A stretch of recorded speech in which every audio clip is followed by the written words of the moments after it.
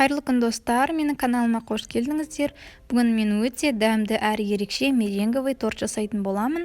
Маған 5 жұмыртқа қажет болады. Осы 5 жұмыртқаны сарысы мен ағын ажыратып, сарысын бөлек ыдысқа, ал ағын бөлек ыдысқа салып аламыз.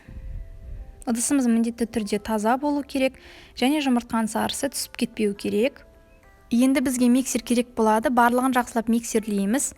Миксерлей отырып қант саламыз. Жақсылап барлығын миксерлеп аламыз. Жарты қасықтай тұз саламыз.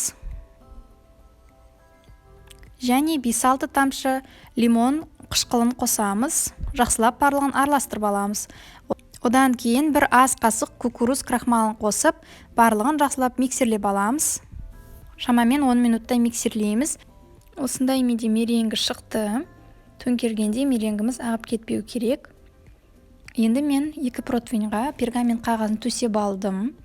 Менде осындай торт жинайтын арнайы темір құрал бар. Қазір мен соны қолданамын.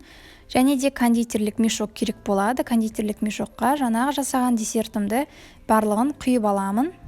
Басын тесіп, дөңгелек формаға құйып шығамын. Міне бір формам менің дайын болды. Енді темір формамызды екінші противеньға салып, тағы да солай десертімізді құйып шығамыз. Менде десертім жетпей қалды. Тағы да салып аламын да соңына дейін құйып шығамын.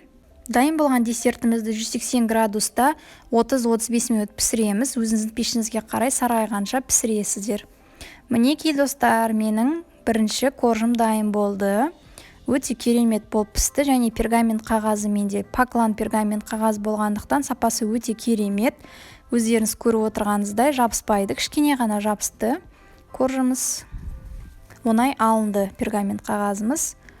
Мінекей мен 2 коржым пісті, енді мен үшіншісін салайын деп жатырмын духовкаға. Үшінші коржым піскенше мен тортымыздың кремін дайындай беремін. Менде осындай сливки 34%, свежее завтра деп аталады. 150 мл клейгейімді қостым, және де творожный сыр қолданамын, және сахарная пудра, яғни қант ұнтағын қолданамын. Алдымен сливкемізді миксердің жай жылдамдығына миксерлеп аламыз, және де сахарная пудраны қосып, барлығын жақсылап араластырамыз. Одан кейін творожный сыр қосамыз, және де тағы да барлығын араластырамыз. Өте мұқият жақсылап араластырыңыздар. Біздерде креміміз қою болып шығу керек. Мінекей осындай қоюлықта кремім шықты менің. Енді маған осындай насадка қажет болады, және кондитерлік мешок. Насадкымды салып аламын кондитерлік мешокқа. Одан кейін кремімді кондитерлік мешокқа барлығын салып аламын.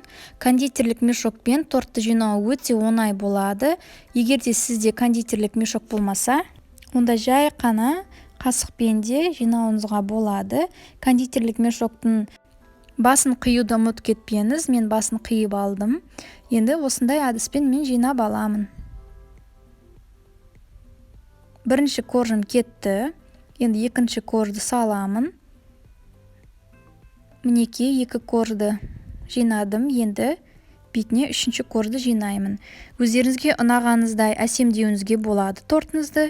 Мен өзіміз жейтін болғандықтан көп әсемдікке мән бермедім. Жай ғана шиемен әсемдедім. Тортымыз өте нәзік, өте дәмді болып шығады. Міндетті түрде тоңазытқышқа 4-5 сағатқа қойып қойыңыздар. Енді мен керемет тортымның дәмін көргелі жатырмын. Дәмі өте керемет, маған өте ұнады. Міндетті түрде осы рецепті қолданып көріңіздер. Және де менің каналыма тіркелуді және лайк басуды ұмытпаңыздар.